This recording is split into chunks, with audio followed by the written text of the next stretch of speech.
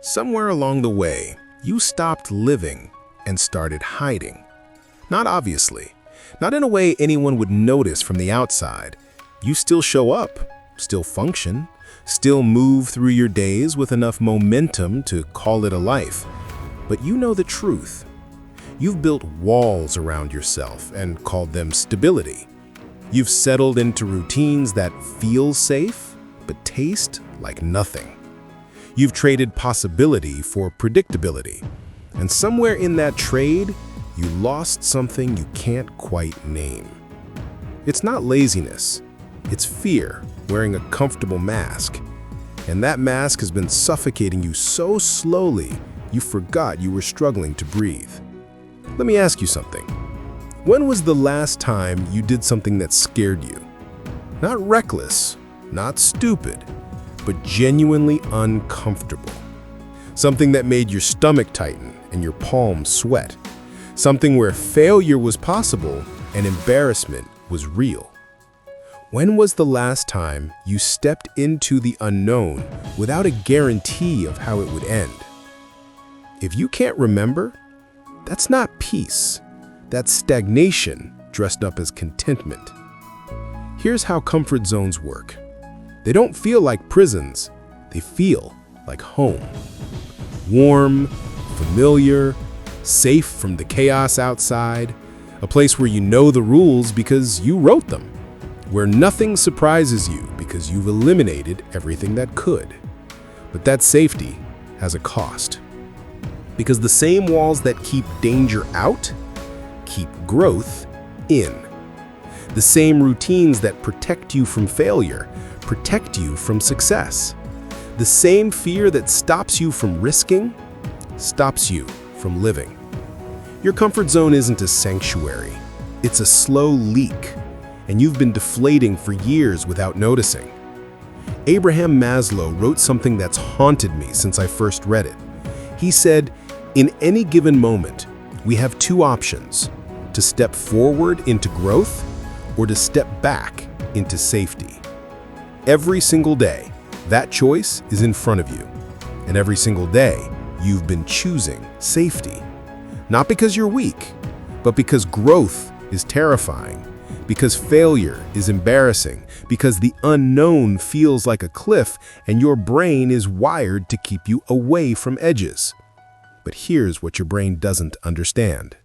The edge is where everything you want lives. The relationship you dream of, on the other side of vulnerability. The career you imagine, on the other side of risk.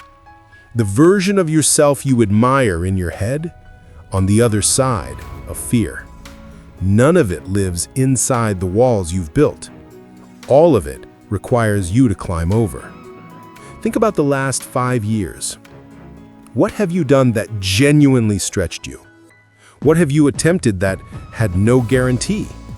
What have you risked, really risked, with something that mattered? If your answer is not much, then your next 5 years are already written. Because comfort zones don't stay the same size. They shrink, slowly, invisibly. Every time you retreat from discomfort, the walls close in a little more. Until one day you look around and realize you're not living in a comfort zone anymore. You're living in a cage, and you're the one who locked the door. I'm not saying safety doesn't matter. There's wisdom in stability, in rest, in not chasing chaos for the sake of appearing bold. But there's a difference between rest and retreat. Rest is recovery between stretches. Retreat is refusing to stretch at all. And most men aren't resting. They're hiding, calling it wisdom, calling it maturity, calling it knowing what they want, when really, they've just stopped wanting anything that requires courage. Theodore Roosevelt said something that still echoes. He said, "It is not the critic who counts. The credit belongs to the man who is actually in the arena." The arena.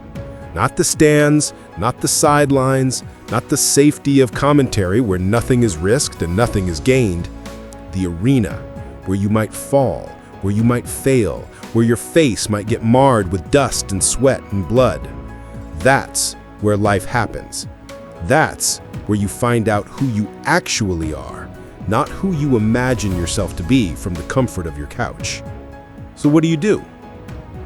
You don't need to burn everything down. You don't need some dramatic leap that destroys your stability.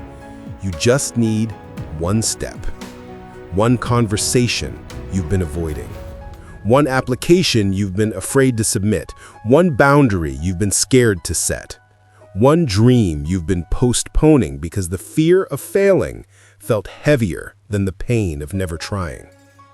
Pick one and step. Not perfectly, not confidently, just forward. Here's what I've learned the hard way. Regret doesn't come from the things you tried and failed. It comes from the things you never tried at all. The business you never started, the person you never approached, the words you never said, the version of yourself you never became because you were too busy protecting the version that already existed. That protection costs more than the risk ever would. And somewhere inside, you already know that.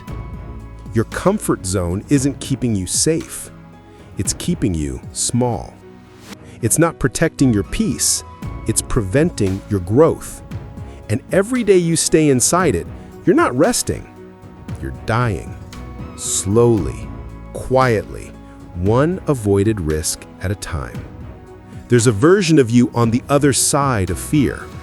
A version who risked and sometimes failed, but kept moving. A version who stopped waiting for certainty and started acting with courage. A version who looks back at this moment, this exact moment, as the turning point. That version is waiting, but they can't come to you. You have to go to them. The walls you've built aren't keeping danger out. They're keeping life out. And life, real life, the kind that burns and breaks and builds you, it's been waiting for you to step outside. One step. That's all it takes to begin. What's yours?